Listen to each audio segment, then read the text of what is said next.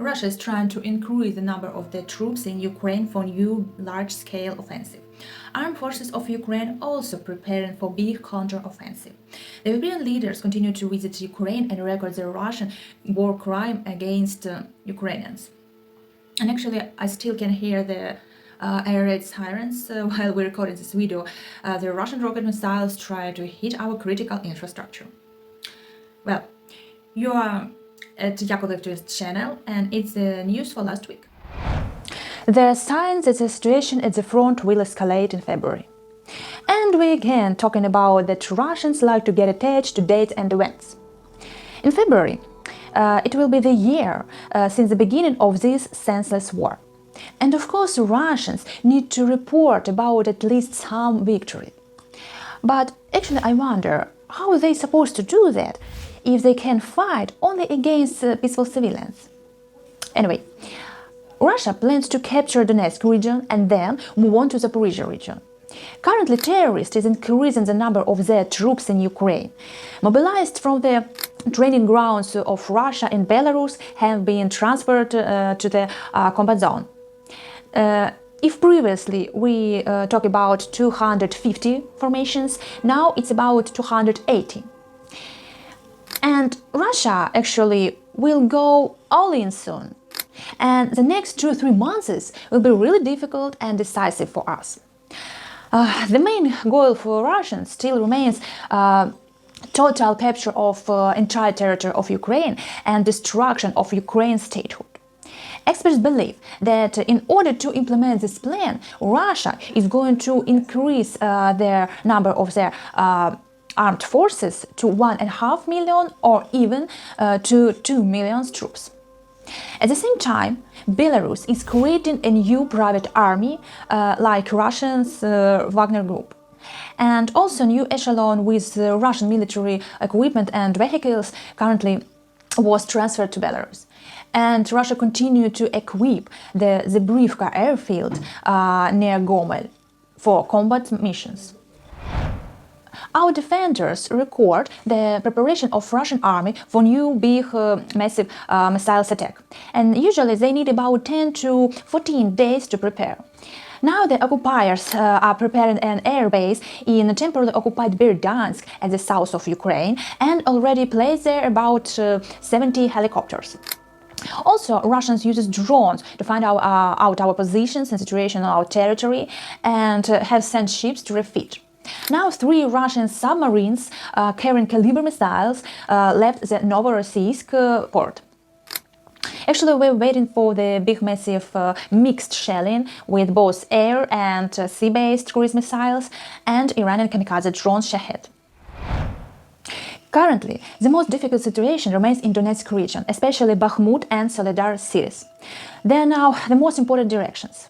The fiercest battles are taking place there, and Russia is throwing a large number of their troops, just like a meat, to combat zone.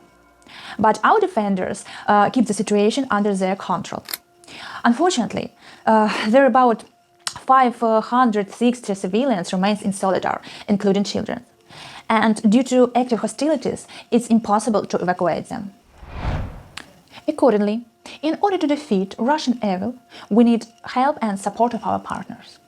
The Prime Minister of Sweden said that the country is preparing to transfer to Ukraine the Archer, self-propelled artillery system that actually best in the world. The Pentagon ordered for Ukraine 14 Vampire anti-aircraft system to combat drones. Actually, the system is known as drones killer.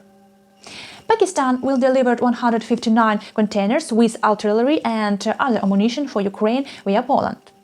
Canada will purchase another Nassam battery from the United States for Ukraine. And of course, our timeless partners, the United Kingdom and Poland, are planning to send modern heavy tanks to Ukraine. Actually, our leaders said that we need 300 Western tanks to liberate our territories from Russian occupation.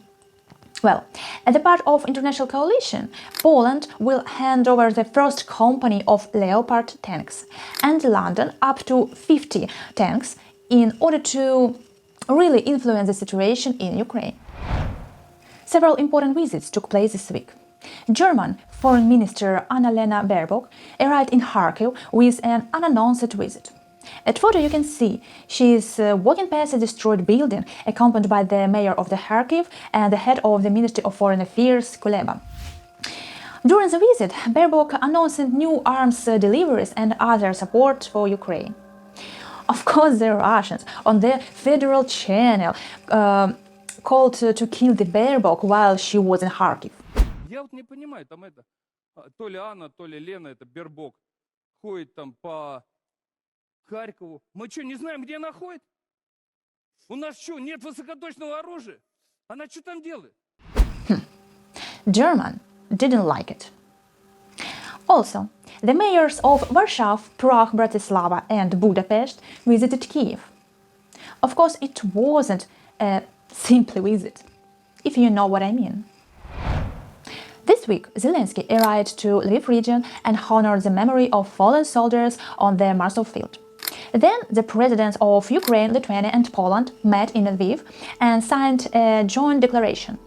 According to the presidents, it reflected the key political, humanitarian and other conclusions of this meeting, namely, first of all, they identify priority areas of cooperation, especially regarding Ukraine's acquisitions of full membership in the United Union and NATO.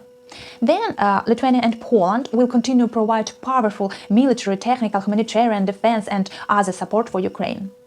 The third was that they supported the convening of the Global Peace Formula Summit to consolidate international support for the peace plan previously represented by Zelensky. The next, they support the creation of a special international tribunal for Russia. And the last but not least, the main point is expansion of the Black Sea Grain Initiative to other Ukrainian seaports. And the last for today, I just want to remind you, once again, that Russians are terrorists and barbarians. This week, also as usual, started with victims and destructions, but from the very morning. The terrible footage of the Russian terrorist attack in the Kharkiv region. At the beginning of the working day, the Russian missile from the C-300 missile system hit the market, killing 2 people and at least 5 were injured, including child. And there were some people under rubble of destroyed buildings. Not a military object, not a military airbase, just ordinary market, where you can go also to buy food or something thin. Enough for your attention. The modern Russian or racist heroes. Please look at this picture, at this face. The prisoner was serving time in Russian prison for brutal murder of his own mother. Then he joined to Russian Wagner group and went to Ukraine for killing Ukrainians. Then he died, I don't know, anywhere in combat zone.